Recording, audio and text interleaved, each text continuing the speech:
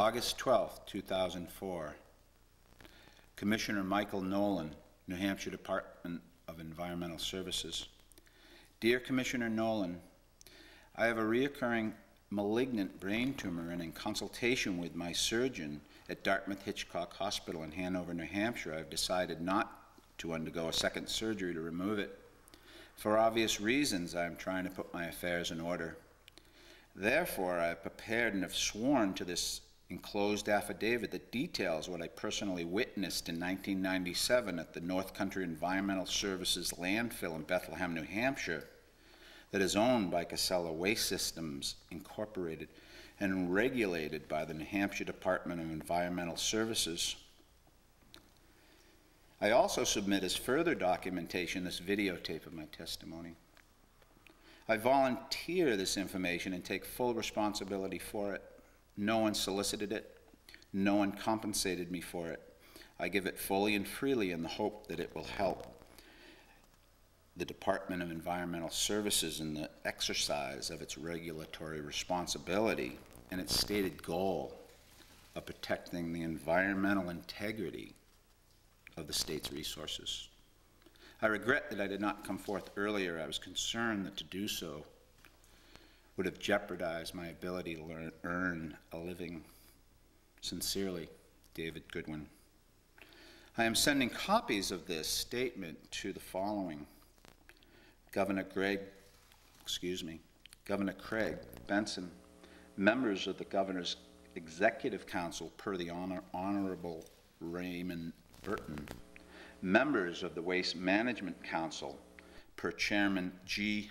Bradley Richards, Attorney General Kelly Ayotte, Select Board of the Town of Bethlehem, Commissioner Robert Varney, U.S. Environmental Protection Agency, the Manchester Union Leader, the Caledonian Record, the Concord Monitor, the Courier, Senator Gallus, Representative Ned Densmore, AWARE, a Citizens Committee for Bethlehem's Future, the Environmental Action of Northern New Hampshire. This is my sworn statement written by myself. My name is David Goodwin and I reside in Easton, New Hampshire. I have a commercial driver's license, a CDL-A.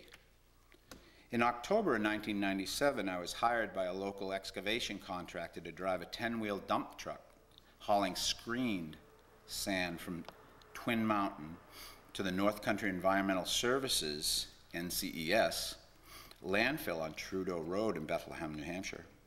The sand was to be used to cap the first stage of the landfill. Although Twin Mountain Sand and Gravel had been closed some time before, it was reopened solely to provide sand to cap the first mound in the landfill. At Twin Mountain Sand and Gravel, there was a machine referred to as a screen. A screen is a machine that has a series of conveyor belts and vibrating metal grids or screens. The screen is portable and located down in the pit where it can be loaded with gravel, a mix of sand and stone from the bank referred to as Bank Run. Bank Run is glacial deposits that can and does contain stone of various sizes and shape. Bank Run is the least costly fill as it is loaded directly to the truck, unprocessed. Bank Run is typically used as a base for roads or anywhere requiring good, clean fill.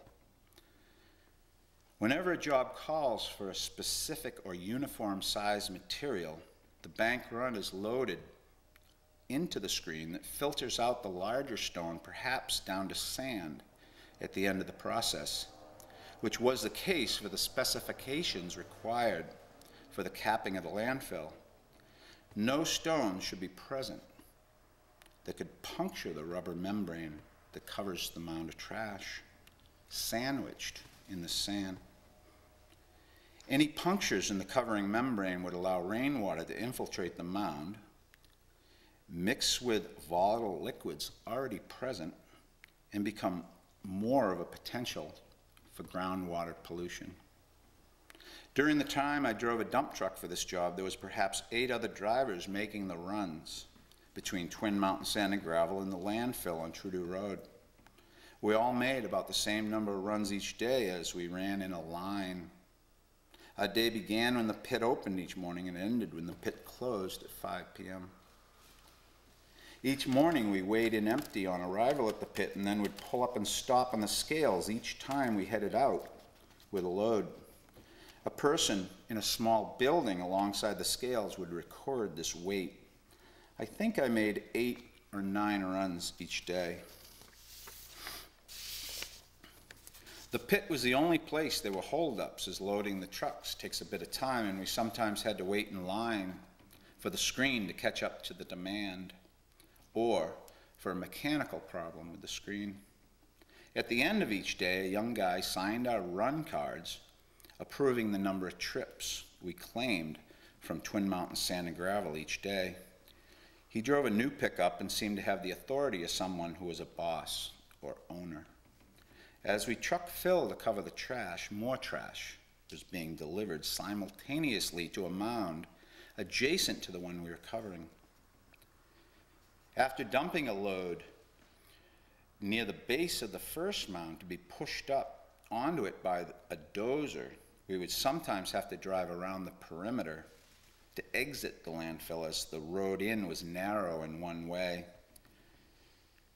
There were other excavations, pits, behind into the side of the landfill, some full of water, which looked to have been sources of fill. As trash was being brought in and dumped, a compactor dozer would push the trash up onto that section and form the cone. The compactor is a dozer with large steel wheels with steel nubs that crush the trash and compact it while pushing the trash onto the slope with the dozer blade. The man operating the compactor dozer has full view of all the trash that is dumped on the landfill.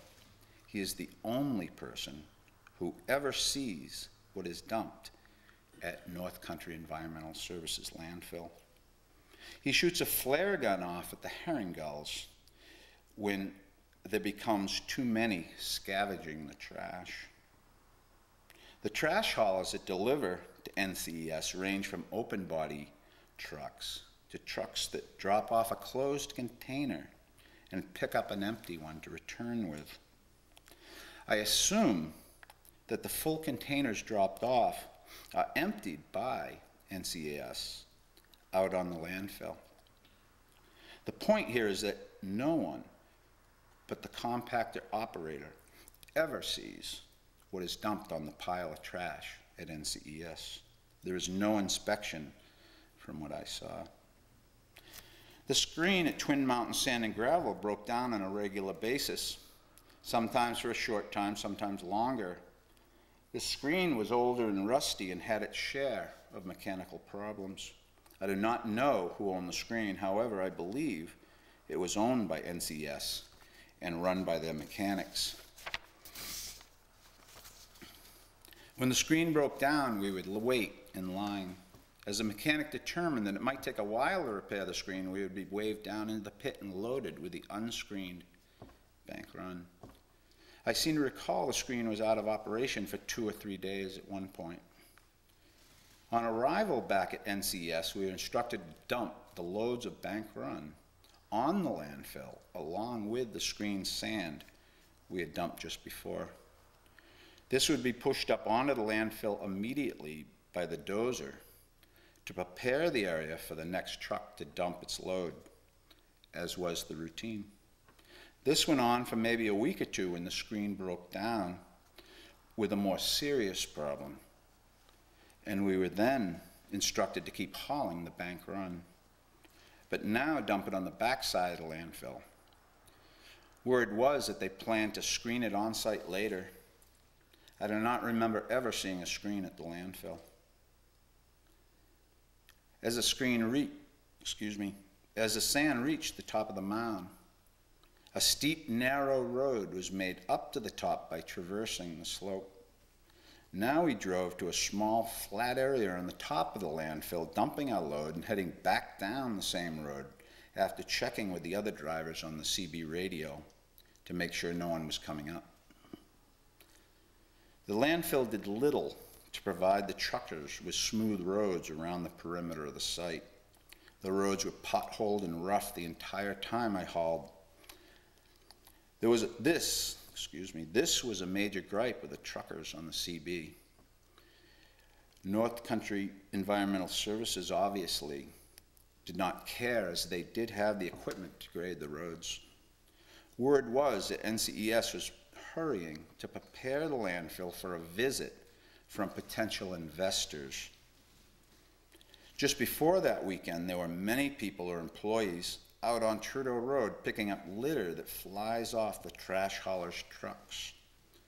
It was obvious they were told to do a meticulous job, as they were even pulling down litter from the branches of trees. David Goodwin.